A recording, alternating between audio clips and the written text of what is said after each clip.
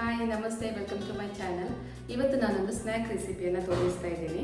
ಮಕ್ಕಳು ಮನೆಯಲ್ಲಿರುವಾಗ, ರಜೆ ಇರುವಾಗ ಅವರು ತಿಂಡಿ ಬೇಕು ಅಂತ ಹಠ ಮಾಡ್ತಾ ಇರ್ತಾರಲ್ವಾ, ಆವಾಗ ನೀವು ಇದನ್ನು ಅವರಿಗೆ ಮಾಡಿಕೊಡ್ಬೋದು. ಅದನ್ನು ಕೂಡ ಇನೋವೇಟಿವ್ ಆಗಿ ಹೇಗೆ ಮಾಡ್ಬೋದು ಅಂತ ತೋರಿಸ್ತಾ ಇದ್ದೀನಿ. ಬನ್ನಿ ಇದನ್ನು ಹೇಗೆ ಮಾಡೋದು ನೋಡೋಣ. ಮೊದಲಿಗೆ ಇದಕ್ಕೆ ಪಾಪಡ್ ಬೇಕಾಗುತ್ತೆ. ಪಾಪಡ್ ಮನೆಯಲ್ಲಿದ್ದರೆ ಇದನ್ನು ಈಸಿಯಾಗಿ ಮಾಡ್ಕೊಳ್ಬೋದು.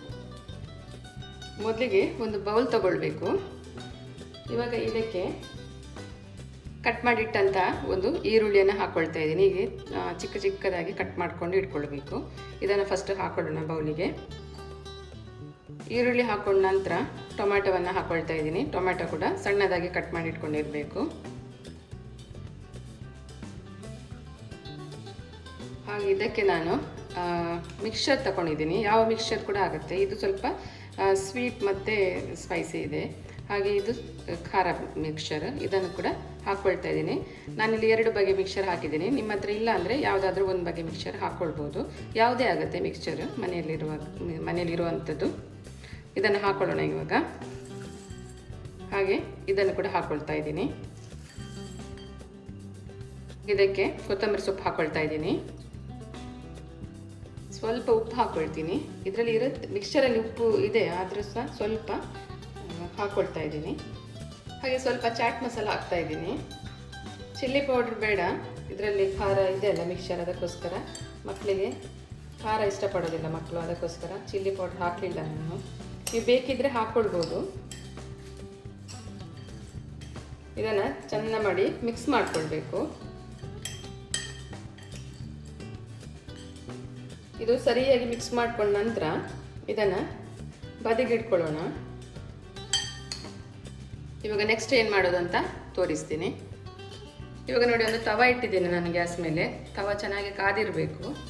ಈಗ ಈ ಪಾಪಡನ್ನು ಇದಕ್ಕೆ ಹಾಕುವ. ಇದರ ಮೇಲೆ ಇದನ್ನು ಚೆನ್ನಾಗಿ ಸುಡಬೇಕು.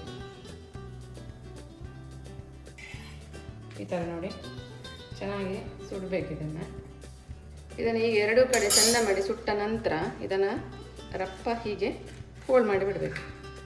ಬಿಸಿ ಇರ್ತದೆ, ಸ್ವಲ್ಪ ಜಾಗ್ರತೆ ಮಾಡಬೇಕು. ಈ ಥರ ನೋಡಿ ಕೋನ್ ಶೇಪಿಗೆ ಮಾಡಬೇಕಿದನ್ನು.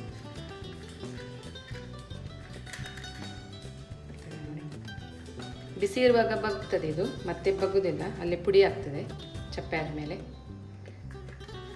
ನೋಡಿ ಈ ಥರ ಕೋನ್ ಶೇಪಿಗೆ ಮಾಡಿ ರೆಡಿ ಮಾಡಿ ಇಟ್ಕೊಳ್ಬೇಕು.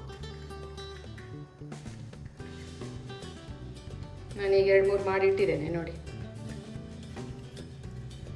ಈ ಥರ ಮಾಡಿ ಇಟ್ಕೊಳ್ಬೇಕು. ಕೋನ್ ರೆಡಿಯಾಗಿದೆ. ಇಷ್ಟೇ ಇದಕ್ಕಿರೋದು. ಈಗ ಈ ರೆಡಿ ಮಾಡಿಟ್ಟಂಥ ಕೋನ್ ಒಳಗೆ ನಾವು ಮಾಡಿದಂಥ ಈ ಮಿಶ್ರಣನ ಇದರೊಳಗೆ ತುಂಬಿಸ್ಕೊಳ್ಬೇಕು.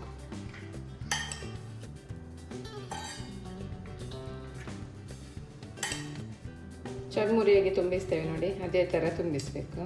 ಈ ಥರ ನೋಡಿ ಹೇಗೆ ಕಾಣ್ತಾ ಇದೆ.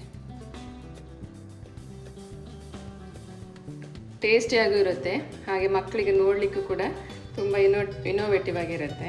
ತುಂಬ ಇಷ್ಟಪಡ್ತಾರೆ ಮಕ್ಕಳು. ಇದನ್ನು ಹೀಗೆ ಒಂದು ಲೋಟದೊಳಗೆ ಇಟ್ಕೊಂಡ್ರೆ ಆಯಿತು.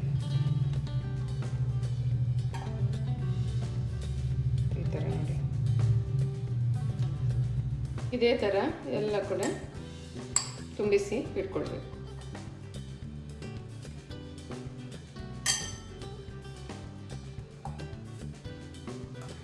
ಇವಾಗ ಚಿಕ್ಕ ಮಕ್ಕಳಿಗೆ ಕೊಡೋದಾದರೆ, ದೊಡ್ಡ ಕೋನ್ ಬೇಡ ಅನ್ನೋದಾದರೆ ಇದನ್ನು ಹಾಫ್ ಕಟ್ ಮಾಡಿ ಮಾಡ್ಬೋದು.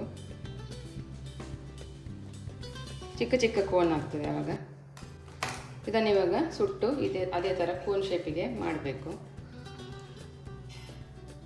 ಈ ಥರ ಸುಟ್ಟು ಇದನ್ನು